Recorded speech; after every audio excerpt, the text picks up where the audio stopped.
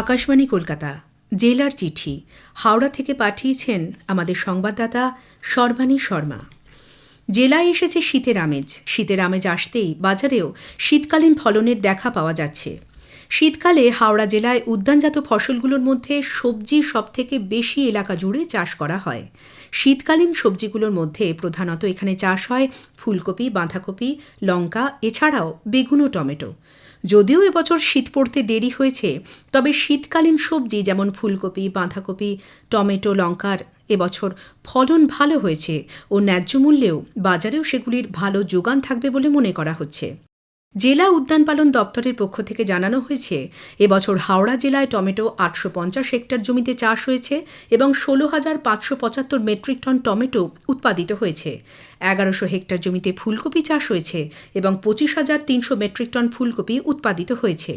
এবছর জেলায় 1010 হেক্টর জমিতে বাঁধাকপি চাষ হয়েছে এবং 25,300 মেট্রিক টন বাঁধাকপি উৎপাদিত হয়েছে। হাওড়ায় শীতকালীন মরশুমে বাগনান 1 ও 2 নম্বর ব্লকগুলিতে বিস্তীর্ণ এলাকা জুড়ে যে ফুলের চাষ হয় তার মধ্যে ডালিয়া, চন্দ্রমল্লিকা, গাঁদা উল্লেখযোগ্য। এর পাশাপাশি হয় গোলাপ ফুলের চাষ। শীতের শেষে গোলাপ চাষের ক্ষেত্রে ছত্রাক ঘটিত ডাউনি মিলডিউ নামক রোগ দেখা যায়। এ নিয়ে চাষিরা প্রতি বছর হয়রান হন, অনেকেই ক্ষতির সম্মুখীন হন। উদ্যান পালন দপ্তরের পক্ষ থেকে যারা এবছর গোলাপ গাছ লাগাচ্ছেন বা ইতিমধ্যেই লাগিয়ে ফেলেছেন তাদের জানানো হয়েছে তারা গাছগুলির মধ্যে যেন 12 ইঞ্চির বেশি দূরত্ব রাখেন। প্রসঙ্গত, গোলাপ বাগানের ভেতরে আপেক্ষিক আর্দ্রতা যত বেশি বাড়বে ডাউনি মিলডিউ রোগের প্রকোপ তত বাড়বে। আবার গোলাপ বাগানের ভেতরে যত বেশি হাওয়া চলাচল করবে ততই আপেক্ষিক আর্দ্রতা কম থাকবে, ফলে ডাউনি মিলডিউ রোগের প্রকোপ কম থাকবে। এই রোগের উপসর্গ দেখা গেলে, যেমন গোলাপ পাতার উল্টো দিকে যদি বাদামি দাগ দেখা যায়, তাহলে জেলা উদ্যান পালন দপ্তরে বা উদ্যান পালন দপ্তরের উলুবেড়িয়া সাব ডিভিশনের অফিসে যোগাযোগ করার পরামর্শ দেওয়া হয়েছে।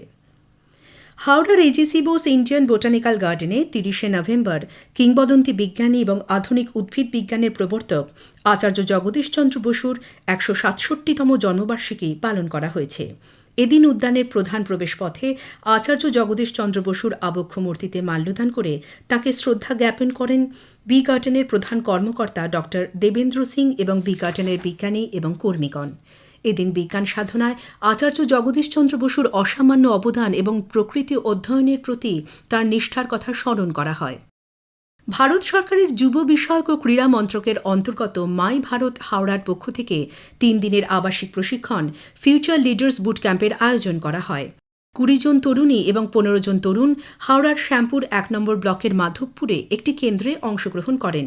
এই প্রশিক্ষণের লক্ষ্য ছিল যুব সমাজের মধ্যে নেতৃত্ব, সিদ্ধান্ত গ্রহণ এবং যোগাযোগ দক্ষতা বিকাশ, নির্বাচিত প্রতিনিধিদের সঙ্গে সরাসরি সম্পৃক্ততার মাধ্যমে রাজনৈতিক সচেতনতা এবং জনসাধারণের অংশগ্রহণ বৃদ্ধি করা, পাশাপাশি উদ্ভাবনী চিন্তাভাবনা এবং বিভিন্ন সমস্যা সমাধানে উৎসাহিত করা এবং শাসন, উন্নয়ন ও ভবিষ্যতে জনসেবায় অবদানের জন্য যুবক যুবতীদের তৈরি করা।